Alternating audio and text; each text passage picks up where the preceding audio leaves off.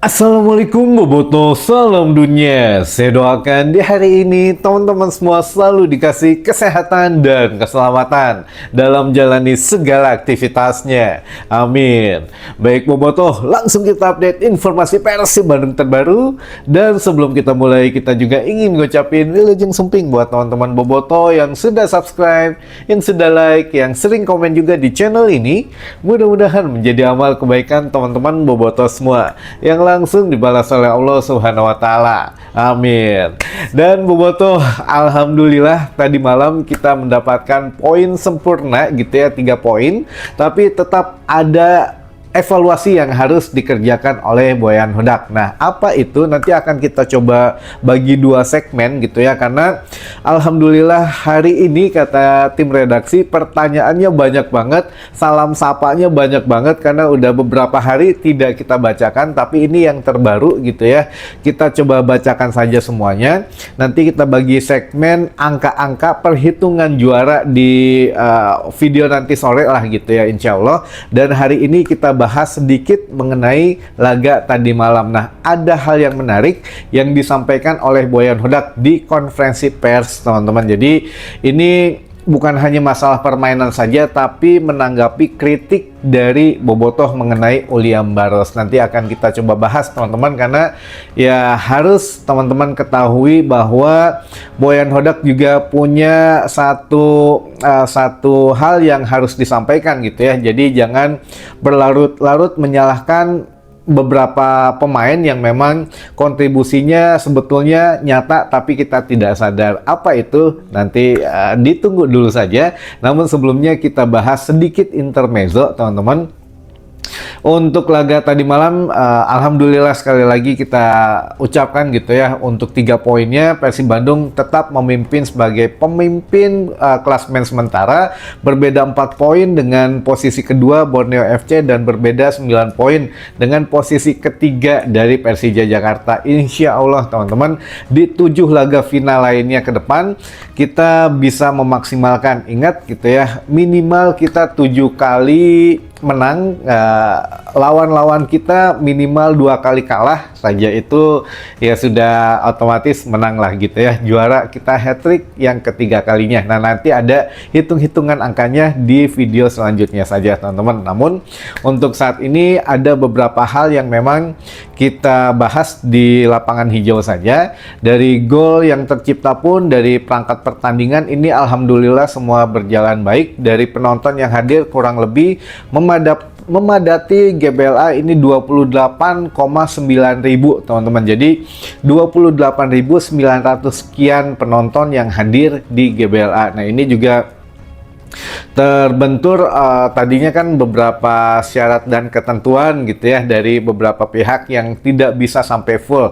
Nah, ini juga saya nggak ngerti karena tiket terjual full harusnya lebih dari 30.000, karena kan ini juga pertandingan lumayan seru gitu ya menghadapi Bali, lalu juga perdana di kandang juga, kita juga lagi ngejar titel juara, jadi pasti penuh laga kandang. Nah, kenapa hanya 28,9 ribu? Nah, ini ada yang harus di lobby lagi mungkin kepada pihak-pihak tertentu agar ditambah gitu ya, kuotanya bisa lebih dari 30.000, karena akhir-akhir laga ini pasti membludak teman-teman, karena yang kemarin juga yang masih nyari di calo juga banyak gitu ya, sehingga ya sudahlah, kalau untuk mengurangi calo salah satunya ya udah dibuka lebih banyak lagi kuota tiketnya. Namun ya sedikit-sedikit teman-teman, bertahap. Kemarin juga baru dibuka untuk Tribun Selatan, dan di laga kandang selanjutnya insya Allah bisa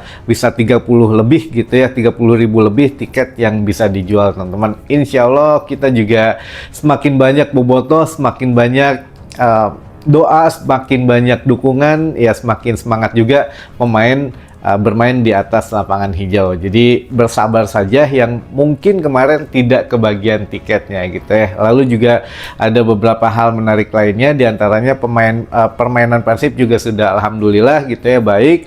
Dan dari kedua kesebelasan, dua pelatih juga mengatakan hal yang berbeda tentu saja. Sebelum dan sesudah pertandingan ini dua hal yang kontras gitu ya, berbeda.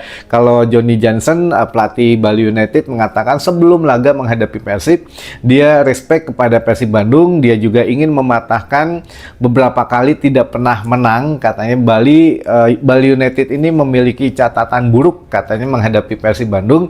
Dari 8 laga terakhir ya belum pernah menang menghadapi Persib Bandung gitu ya. Makanya pengen mematahkan kutukan tersebut, tapi akhirnya tidak bisa juga gitu ya tadi malam.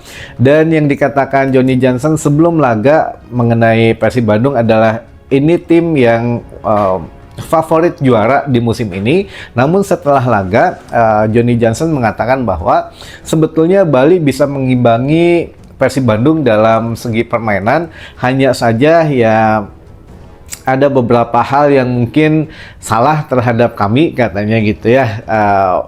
Banyak penonton juga yang mengkritisi bahwa Bali tidak bisa apa-apa ketika Persib bermain dengan 11 pemain. Ketika Persib kehilangan 1 pemain, barulah Bali bisa mencetak 2 gol. Nah ini katanya salah besar, karena dari awal permainan juga Bali sebetulnya bisa mengimbangi Persib Bandung, dan beberapa peluang juga memang bisa mencetak gol. Bahkan ya kita juga sebetulnya bisa aja menang, tapi ya hasil akhir mungkin berbeda gitu ya. Jadi Johnny Johnson juga cukup marah gitu ya tadi malam, bahwa mengatakan Bali baru bisa cetak gol ketika Persib kehilangan pemain. Jadi janganlah katanya menilai seperti itu, bahwa Bali bukannya nggak bisa bermain dengan 11 pemain menghadapi 11 pemain Persib, tapi ya itulah hasil akhirnya. Nah ini juga memang ditanggapi oleh Boyan Hodak gitu ya. Boyan Hodak juga dalam konferensi pers malam mengatakan Persib Bandung ini bermain cukup baik katanya sampai dengan menit terakhir, walaupun ya kita kehilangan 1 pemain, Matrikadi, di menit ke 65 atau 66 gitu ya tadi malam. Ini juga memang mengubah jalannya permainan. Kita sangat bisa mengendalikan Bali United dari menit awal, kata Boyan Hodak. Jadi Bali ini tidak mempunyai banyak kesempatan menciptakan peluang ke gawang Persib Bandung, teman-teman. Jadi ya Boyan menyayangkan memang kartu merah Matrikadi ini kan akumulasi 2 kartu kuning ya semalam itu. Jadi ya memang merubah semua tatanan skema bermain, yang akhirnya mungkin terjadi 2 gol dari Bali gitu ya. Dengan skor akhir 3-2 ini memang tidak begitu mengecewakan untuk Boyan Hodak. Boyan justru mengapresiasi kerja keras pemain, namun ya ada beberapa hal yang menjadi evaluasi. Di antaranya ada sempat beberapa kali kehilangan fokus, katanya kehilangan konsentrasi. Pemain-pemain juga capek gitu ya. Ini aya naon, nah harus dievaluasi dari tingkat kebugaran. Jadi pemain Persib ini di menit sekian, kita nggak nyebutin menitnya, tapi di menit sekian itu mengalami penurunan performa, karena ya mungkin bisa jadi bermain dengan 10 pemain lebih capek gitu ya, dan juga dengan skema yang tentunya dirubah oleh Boyan Hodak, sehingga ya mungkin lebih hilang fokus lagi, karena harusnya fokus A diganti ke planning B, jadi fokusnya ke B gitu. Nah ini mungkin membuat pemain agak sedikit terkuras tenaganya. Nah itulah yang dimanfaatkan oleh Bali United. Jadi ya kedepannya mungkin Boyan Hodak juga mengantisipasi ada plan A, plan B, plan C ketika kita bermain dengan 10 orang gitu ya. Nah ini juga memang alhamdulillah lah untuk Persib Bandung juga berhasil meraih hasil maksimal gitu ya.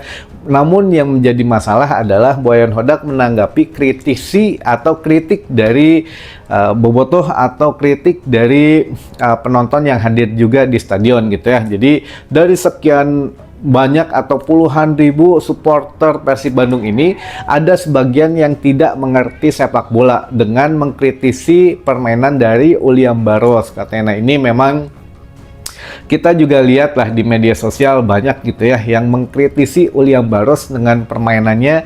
Gol yang ke berapa kartu merah Matrikadi juga katanya akibat Uliam Baros yang salah ngumpan dan lain sebagainya gitu ya. Beberapa error dilakukan oleh Uliam Baros. Namun ini Boyan Hodak masang badan, teman-teman.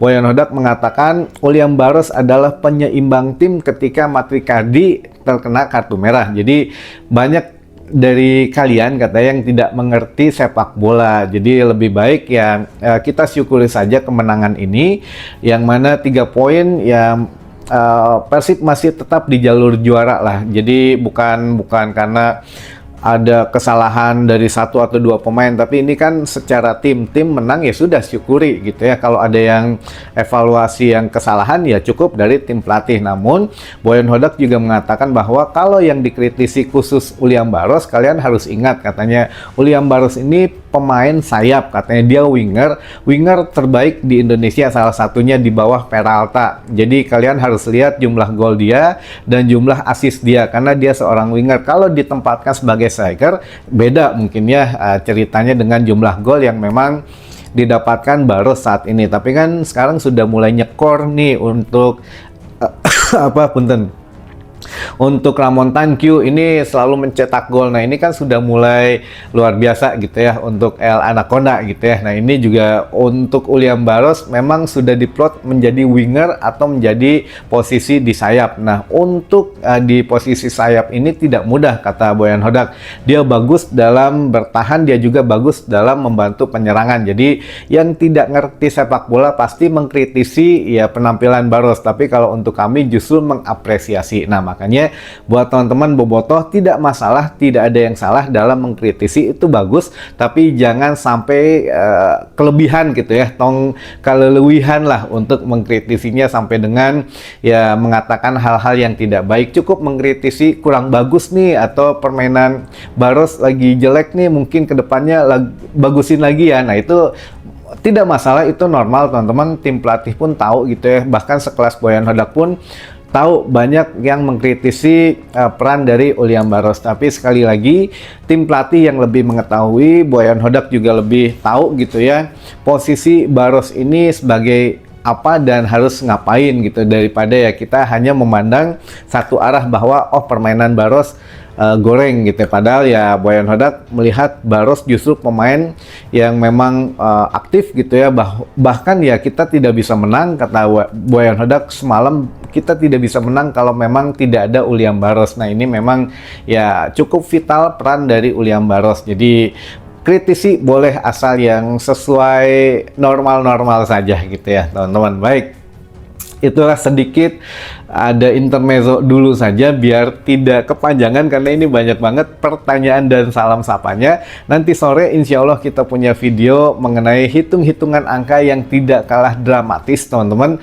Mohon disimak karena siapa tahu sudah mulai pembagian jersey lagi di bulan ini gitu ya. Nanti kita coba infokan lagi. Baik, kita bacakan dulu saja pertanyaan yang sudah masuk ke tim redaksi. Yang pertama, anu ditunggu-tunggu teh nembe aya deui yeuh, sehat Kang? Alhamdulillah pangesto sarehat, insyaallah bobotoh gitu ya. Kita juga selalu mantau, sebetulnya tiap hari selalu mantau, selalu update. Namun apa yang kita kerjakan juga itu mudah-mudahan membantu Persib Bandung juga gitu aja lah ya.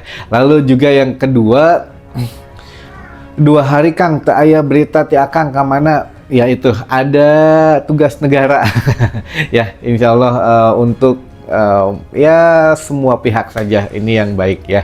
Lalu selanjutnya yang ketiga, info perpanjangan kontrak Boyan gimana Kang? Masih belum, masih stay in line istilahnya mah gitu ya, masih berjalan saja gitu ya, komunikasinya masih lanjut. Namun kalau menurut kami sepertinya kalau Boyan sudah atau Persib Bandung sudah memastikan gelar juara, nah sepertinya Boyan sudah mulai ngomongin kontrak nantinya gitu ya, mulai seriusin banget lah. Kalau sekarang kan masih nunggu gitu ya, apakah Persib juara atau gimana. Nah nanti mungkin ada obrolan yang lebih intens lagi dengan manajemen. Jadi ditunggu saja, sabar. Lalu selanjutnya, Allianz kumaha kabar Asa Jempling? Iya, masih belum ada lagi. Ya ditunggu aja ya, kalau ada kita langsung kabarin. Lalu selanjutnya, Kang Roni, kok kenapa ya sekarang jarang diputar lagi lagu Hati Biru? Soalnya berkesan banget. Oh, lagu itu ya, ya Nahed.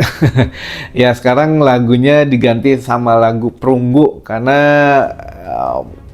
ya mungkin lebih fresh aja lah gitu ya. Beberapa tahun ini ya lagunya kan itu gitu ya. Jadi ya lebih refreshing aja buat penonton yang hadir di stadion. Jadi ya manajemen ingin sesuatu yang fresh buat teman-teman bobotoh biar nggak bosan juga, biar ada sesuatu yang baru. Jadi ya berkolaborasi dengan hal-hal yang baru gitu ya, biar fresh saja. Lalu selanjutnya, Kang, seandainya Boyan tidak memperpanjang kontrak, manajemen harus cari pelatih yang berkualitas lagi, sama yang bisa mempersatukan di ruang ganti.